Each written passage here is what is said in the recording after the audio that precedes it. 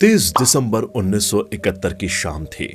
शाम को करीब 6 बजे थे और चारों ओर अंधेरा छा गया था। भारत के ज्यादातर शहरों में हवाई हमले की आशंका थी और इसलिए सरकार के द्वारा चेतावनियां दी जा रही थी कि पालिका एसेट्स की बत्तियां ना जलाए और जन समुदाय अपने घरों की बत्तियां बुझाकर अपने घरों में ही रहें। 1971 का ये साल इतिहास में स्वर्ण अक्षरों में दर्ज है, क्योंकि इस साल भारत के शानदार सैन्य, इसके साथ ही देश के एक अटूट राजनैतिक नेतृत्व और मॉस्को से मिले मजबूत राजकीय समर्थन से भारत ने पाकिस्तान पर एक प्रसिद्ध जीत हासिल की थी। उस वक्त रूस ने जो किया, उसके खेल बहुत ही कम जगह पर ही प्रसिद्ध हुए हैं, जिसने भारत पर होने वाले एक संयुक्त ब्रिटिश अमेरिकन हमले को रोकने में कामयाबी हासिल की थी। और आज आप इस वीडियो में रशिया के उस प्रसिद्ध खेलों के बारे में जानोगे और साथ ही साल 71 की भारत की असली निडरता के बारे में भी जानोगे और ये भी जानोगे कि ब्रिटेन और अमेरिका ने कैसे हमारे नाकाबंदी की थी और कैसे हमने न सिर्फ उसे तोड़ा बल्कि तोड़ फोड़ के तहस नहस कर दिया था। तो दोस्तों, इस अविश्वसनीय जानकारी को सुनने के लिए बने रहें द नॉलेज ऑफ हिस्ट्री के साथ। और अगर आप हमारे चैनल पर नए हैं तो इसे सब्सक्राइब करके बेल आइकॉन जरूर दबा दें। तो welcome back to the knowledge of history channel and this channel and all scripts are owned by Hitesh Giri गोसाई।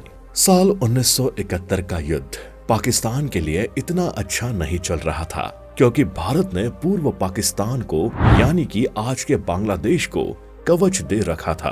भारतीय वायुसेना ने पाकिस्तानी वायुसेना को भी उपमहाद्वीप के आसमान में शिकस्त दी थी और इस स्थिति में भारतीय सेना और वायुसेना के लगातार हमले से पाकिस्तानी सेना का मनोबल टूट गया था और वो पतन के कगार पर था। साल 1971 को युद्ध के दृष्टिकोण से आधुनिक भारत का सबसे बेहतरीन समय माना जाता है। भारतीय सेना, वायुसेना और नौसेना की सुव्यवस्थित व्यवस्था, मजबूत राजनीतिक नेतृत्व और भारत के लिए की गई कुछ अंतर्राष्ट्रीय पैरवियों ने इस प्रसिद्ध युद्ध में हमें महान जीत हासिल करवाई थी, जिसमें लगभग 1 लाख पाकिस्तानी सैनिकों ने भारत की उग्र सेना के सामने लिखित आत्मसमर्पण किया था। हालांकि दोस्तों, ये सब मॉस्को की मदद के बिना हमारे लिए मुश्किल हो सकता था। ये युद्ध दरअसल था तो भारत और पाकिस्तान के बीच, लेकिन इसमें कई सारे देश पीछे से बैकग्राउंड में डायरेक्ट या इनडायरेक्ट इन्वॉल्व थे। अमेरिका, चीन और ब्रिटेन ने पाकिस्तान को नैतिक और सैन्य समर्थन प्रदान किया था और इंडोनेशिया ने तो पाकिस्तानी नौसेना की तरफ से लड़ने के लिए कम से कम एक नौसैनिक बोट भेजा था। हालांकि इसके बाद इस सब परिस्थिति में रूस का प्रवेश होता है, जिसके प्रवेश ने इन सब को विफल साबित कर दिया था। 10 दिसंबर की बात है दोस्तों, जब अमेरिकी राष्ट्रपति रिचर्ड निक्सन और उनके चालाक सलाहकार हेनरी किसिंजर इस युद्ध में भारत को रोकने के दावे कर रहे थे। इन दोनों ने मिलकर अपना 7वां बेड़ा युद्ध क्षेत्र में घुसाया था और अमेरिका ने अपने युद्ध बेड़े को टोकेन की खाड़ी में तैनात किया था और जिसका नेतृत्व 75,000 टन परमाणु ऊर्जा से संचालित विमान वाहक एयरक्राफ्ट यूएस एंटरप्राइज ने किया था, जिसमें 70 से ज्यादा लड़ाकू बम वर्षक थे।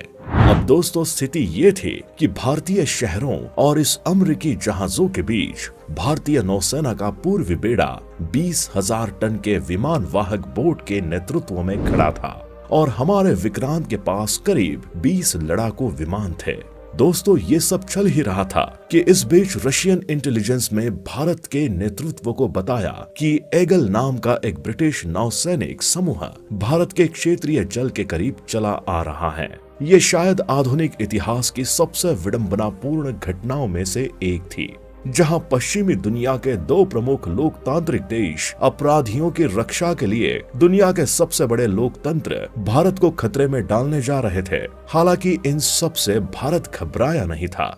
भारत ने इस सब के बीच चुपचाप मॉस्को को इंडो सोवियत सिक्योरिटी ट्रिनिटी के एक गुप्त प्रावधान को सक्रिय करने का अनुरोध किया, जिसके तहत रूस किसी भी बाहरी आक्रमण के खिलाफ भारत के साथ कंधे से कंधा मिलाकर लड़ने के लिए कटिबद्ध था। ब्रिटिश और अमेरिकियों ने भारत को डराने और रोकने के लिए उस वक्त बहुत बड़ी योजना बनाई थी। अरब सागर में ब्रिटिश जहाज भारत के पश्चिमी तट को निशाना बनाने वाले थे और अमेरिका पूर्व में बंगाल की खाड़ी में इस दो तरफे ब्रिटिश अमेरिकी खतरे का मुकाबला करने के लिए रूस ने 13 दिसंबर को व्लादिवोस्तोक से 10वें ऑपरेटिव बैटल ग्रुप के कमांडर एडमिरल वॉरदेमेल समग्र कमान के तहत परमाणु ताकतों से लैस नावों का पूरा बेड़ा भेजा। रूस के इस बेड़े में बहुत अच्छी संख्या में परमाणु जहाज और परमाणु पनडुब्बियां शामिल थी, लेकिन उसकी मिसाइल की रेंज सीमित सीमा यानी कि 300 किलोमीटर से कम थी और इसलिए ब्रिटिश और अमेरिकी बेड़े का प्रभावी ढंग से मुकाबला करने के लिए रूसी कमांडरों ने उन्हें अपने लक्ष्य के भीतर आने देने का जोखिम उठाया था और ये पूरा काम रूसी सैनिकों ने पूरी सटीकता से किया था।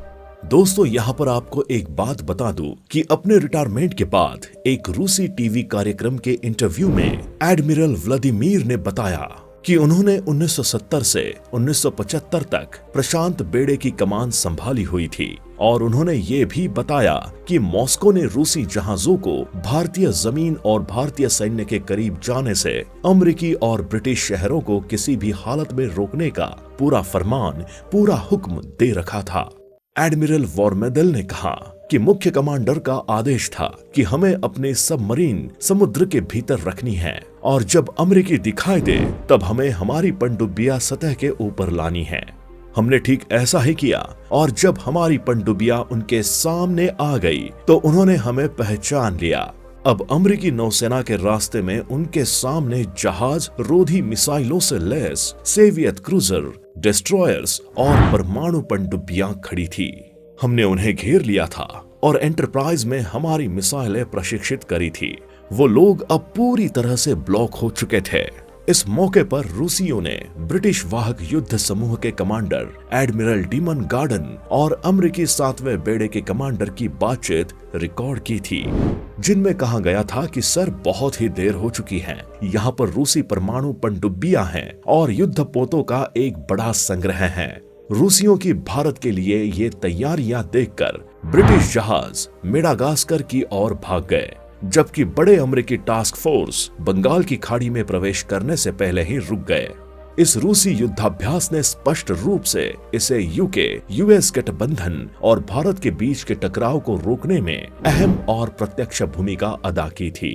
इसके बाद मिले नई पुष्टि या और नए दस्तावेजों से ये पता चलता है कि इन सब के बीच भारत के प्रधानमंत्री बांग्लादेश को मुक्त कराने की अपनी योजना में आगे बढ़ी और इस बात को तो बिल्कुल ही नजरअंदाज कर दिया कि अमेरिकियों ने भारत को रोकने के लिए 3 बटालियनों को स्टैंड बाय पोजीशन पर रखा था और अमेरिकी विमान वाहक यूएसएस एंटरप्राइज ने भारतीय सेना को निशाना बनाने का आदेश दिया है। दोस्तों, भारत के विदेश मंत्रालय के द्वारा तैयार किए एक 6 पन्नों के नोट के अनुसार एंटरप्राइज पर शामिल बम वर्षकों के पास जरूरत पड़ने पर भारतीय सेना के संचार पर बमबारी करने का अमेरिकी राष्ट्रपति द्वारा दिया गया अधिकार था। दोस्तों, इस पूरी परिस्थिति में वॉशिंगटन के उकसाने से और मदद के लिए हताश पाकिस्तान की पुकार के बावजूद भी इस पूरे मैटर में चीनियों ने कुछ नहीं किया और अमेरिकी राजनयिक दस्तावेजों से ये बात पता चलती है कि तब के तत्कालीन प्रधानमंत्री इंदिरा गांधी को ये पता था कि सोवियत संघ ने इस मामले में चीनी हस्तक्षेप की संभावना पर विचार किया था और जरूरत पड़ने पर रूस भारत को हवाई सहायता भी उपलब्ध करवाता।